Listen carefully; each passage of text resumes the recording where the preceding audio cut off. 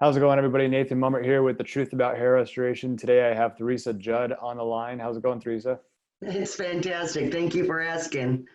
Yeah, thank you so much for joining me today. I'm looking forward to this interview. And Theresa is with Scalp Solutions Kentucky.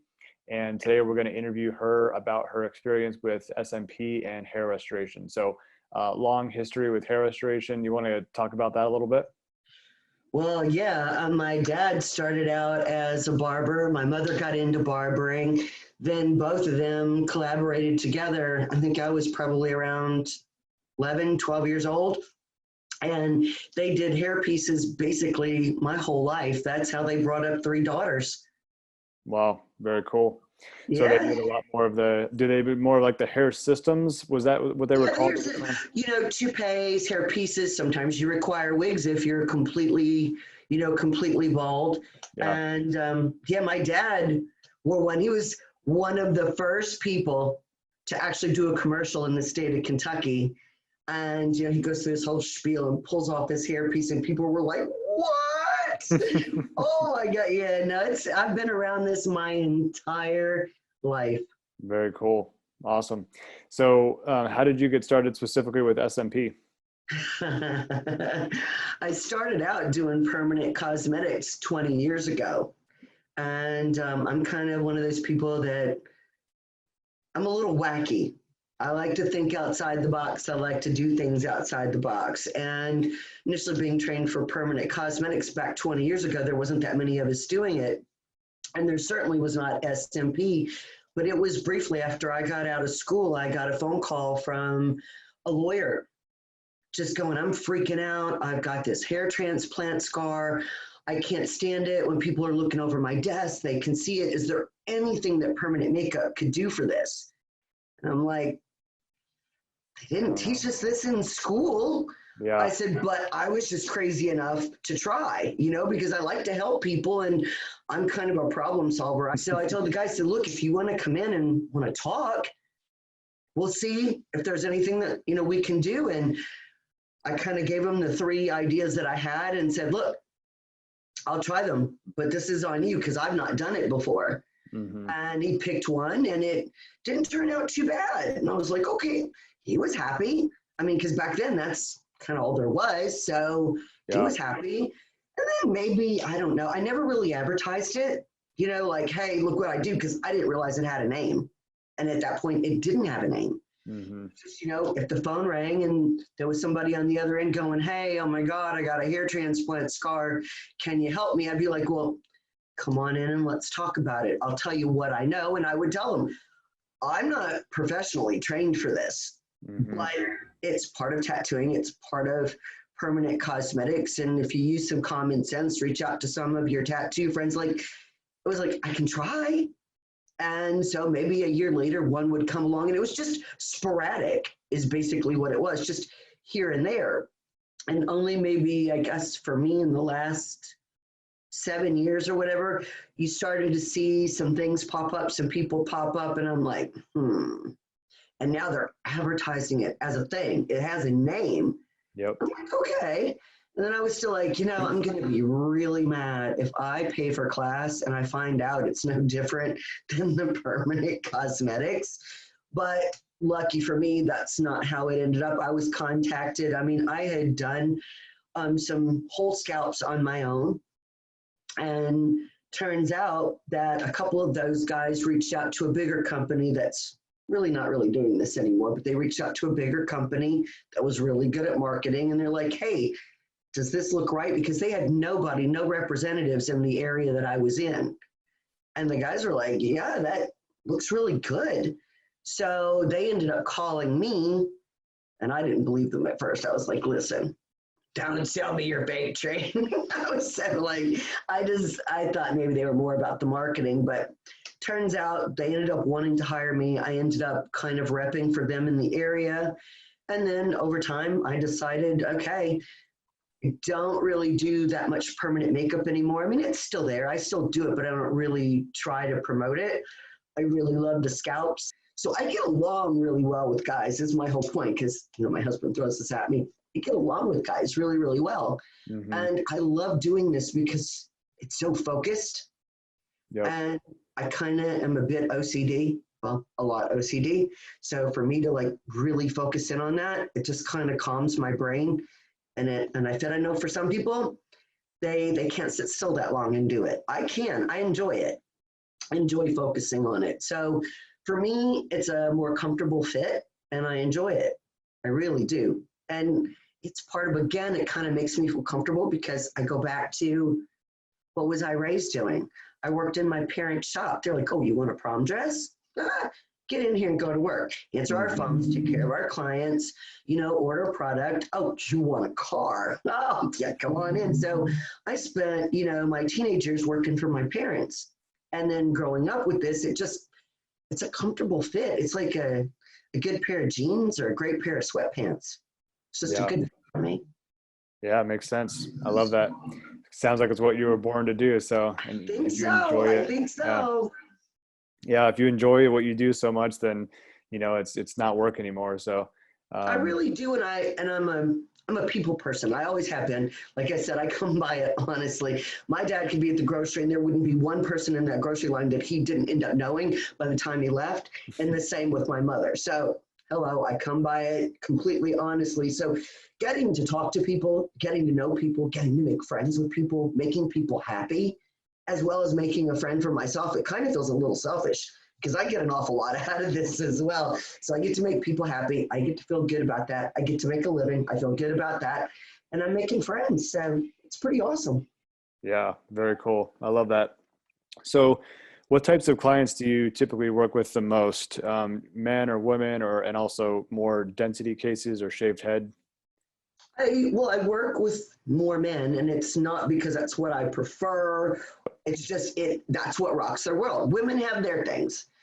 But I mean, being realistic too, typically women take care, they may have a job or a career, but they also take care of family. So they're kind of like, they're always about, let's cut the corners. Let's not do too much wasteful spending. Oh, don't worry about me. I want to take care of my kids and my husband first. So they really don't think of themselves in that way as much as guys do when that goes south. Yeah. So I do get women, I just don't get as many. And I think it's really because they feel guilty about spending the money on themselves. That, when you start getting into that category of money, they feel bad. They're like, well, my kids need this, my husband needs that, our house needs this. So they're not here as often. I don't think they feel like they have as much money to spend or feel as guiltless spending it, if that makes sense. Yeah. But it's mostly men without hair. I am getting a lot of density though, men and women. And obviously you can only accept the people that fall into that category that it will work for, but I do get a lot of density as well. Sure. Yeah, that's cool. And I would assume that's probably a regional thing too, because certain areas of the country that I hear the opposite. It's more like the women that will spend the money on the procedures than the men. So I bet you that's probably depending on the area. Would you agree with that? I think so. I mean, here in general, I have Scalp Solutions Nashville, Scalp Solutions Kentucky, but people are like, oh, that must be wow. And I go, you don't understand. As a state, yeah, Nashville's growing and it's huge, but that's not Tennessee. Yeah. Tennessee's very laid back, and they're like, you don't need to be spending all that on yourself. You know what I mean? You don't need to be vain. Your kid's got something, your house needs something, your farm needs something, this needs something. So it's a mentality that you're brought up with. Yeah. Don't be wasteful. Don't overspend. Don't be, and I don't think this is vain, but that's the word they use. Don't be vain. Don't let vanity eat you. Don't spend that money. So it's just now where they're starting to break out and be like, it's okay to a certain degree to want to feel good about yourself and not be frowned upon for spending that money. Yeah, definitely. But it's a way you were raised. I mean, my mother, are you kidding me? She blows her nose and shoves the tissue back in her bra and hangs on to it till there's nothing left of it, because that's the way they were raised. Mm-hmm. You don't waste, you don't overspend, and you don't put your money into frivolous things. That's the way it was. Now they're realizing that this isn't frivolous. This is about self-esteem and making yourself feel good, not necessarily showing off in front of people, but feeling good about yourself. And that's starting to change here. Yeah. slowly. But the state is it's still Kentucky. It's still Tennessee. So they're waking up to it though. You know, they're realizing that it's okay to care about yourself and it's okay to want to feel good. Yeah. Just Definitely. not at the detriment of your family. That's all, you know? Yep. So it's growing here, but it's slow and steady will win the race here. Sure. Yeah, and I've been hearing more and more a lot of S&P artists that are, that is a huge part of their clientele is fixing the transplant scars or, just doing it in conjunction with a transplant, someone that's already had one done and just helping to fill in the more densities and Absolutely. And I'll tell you, I get a lot of transplant scars. I yeah, do. Because again, this is not, these two states are not where you make a boatload of money. But they're like, the scar really bothers me. hmm I could deal with thinning hair or I can deal with this, but that scar, and it's in a price range where they feel like they can afford to fix that. So I get a lot of those. I get a lot of people like, I want to do something for myself. I can afford that. I'm going to do that for myself. And then sometimes that starts the whole hamster wheel of, okay, 6 months later, they're like, Teresa, I'm like, yes, Jim or Tim or Eric. They're like, I was thinking about maybe going on to my scalp. I'm like, I knew that was coming. But you just have to give them the room to think about it, fix something, let them feel good, and then, potentially come back and visit you again. Yep, definitely. What advice do you have for someone that's looking to have the procedure done or at least look into seeing if they're a good fit?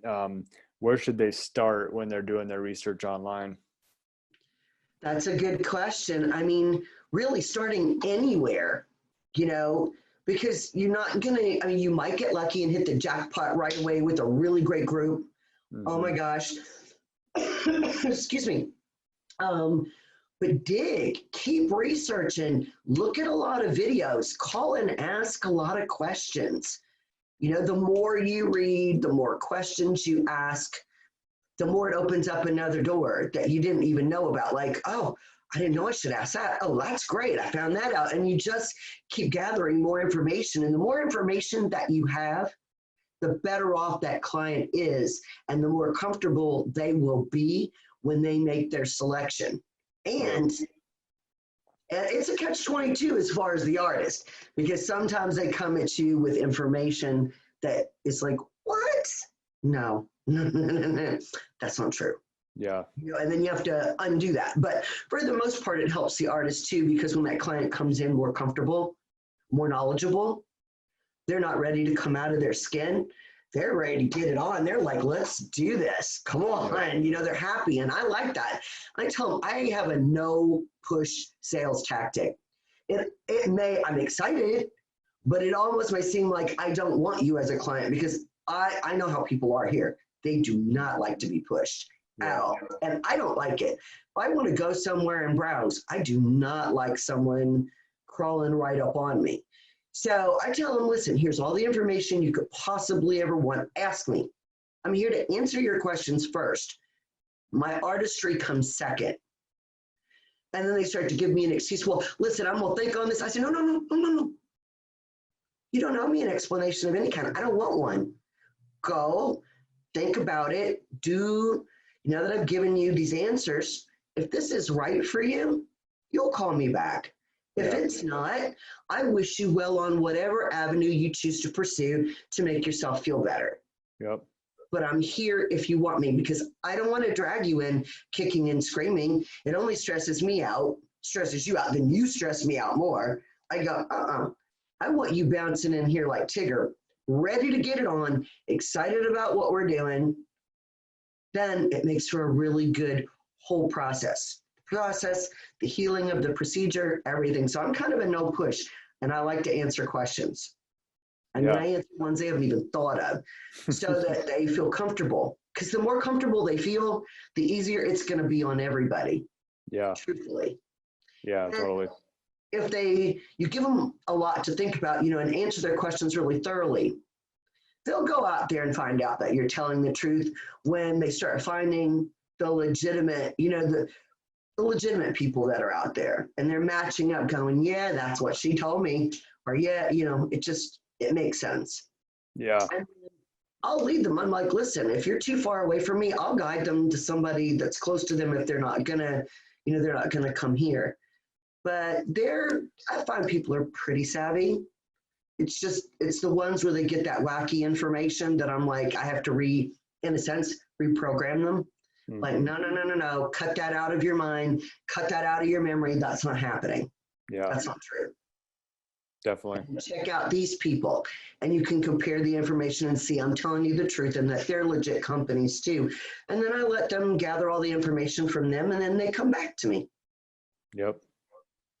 Yeah, I love that. So basically the first piece of advice is really just, obviously to do the research online, go do a consultation, maybe check out a couple different artists, or just find someone that you're comfortable with and that you feel like you're essentially accomplishing what you want to accomplish too, because I feel like is setting the expectations right is very important. And then, understanding exactly what's going to come of the procedure. Right. Exactly. And I'll give them a lot, I'll tell them, look, here's some really great groups to go look at, because they'll say, well, I've been on YouTube a lot. Well, that's good. That's good. That's a good start. But I don't know who the heck you've been looking at. Yeah. So I'm not going to sit here and tell you that everything you see on there is the truth.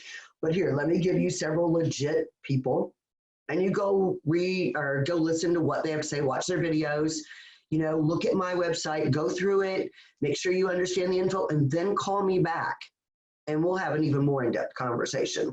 So I spend a lot of time talking, a lot of time, because it really is true. If you've got them prepared, they're a lot less stressed out, and it makes for a lot better environment when you've got to spend the whole afternoon with them. It makes it better for everybody.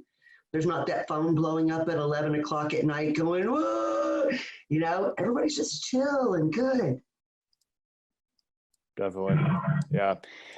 Very cool. Love that. And, I think this has been really, really good, helpful information. And we got to know you a little bit, your story, what your passions are. And also, as far as the procedure itself, a lot of the commonly asked questions, these are questions that people can find pretty easily. So sometimes I don't always get into every little detail in the interviews, but I think this is the most important thing, is to get to know you, and then also the recommendations for what to look for if someone's really interested in having this procedure done. And so once again, Theresa Judd with Scalp Solutions Kentucky. If they want to come in for a consultation, the best place to go would be scalpsolutionskentucky.com, or you said Scalp Solutions Nashville.com. Nashville.com.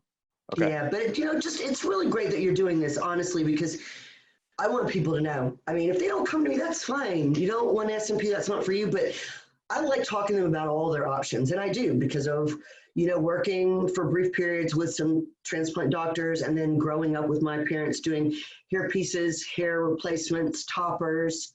And then with me doing SMP, I feel like I'm pretty rounded about, and I don't push any one direction on them. I'm like, look at everything to find out what's the best fit for you, what is going to make you feel like the bomb. Yeah. So it's pretty great industry. I enjoy it. I do. Yeah. And it's really great that you're out there and you're helping people to find out more about what this is, so they can make, informed decisions. That's what it's really about. And, having you to guide them, that's great. Thank you. Yeah, definitely. It's a pleasure to get to, talk to you guys directly, the artists, and like you said, it's very intriguing, and it's a cool industry. So happy to be a part of it, and happy to help use my skills to help educate people. So we'll go ahead and put the link to your website in the post. And once again, thank you so much for taking the time with me today. Thank you so much for having me. I enjoyed it so much, and you have a great rest of your day. Awesome. You too. Thanks. Bye.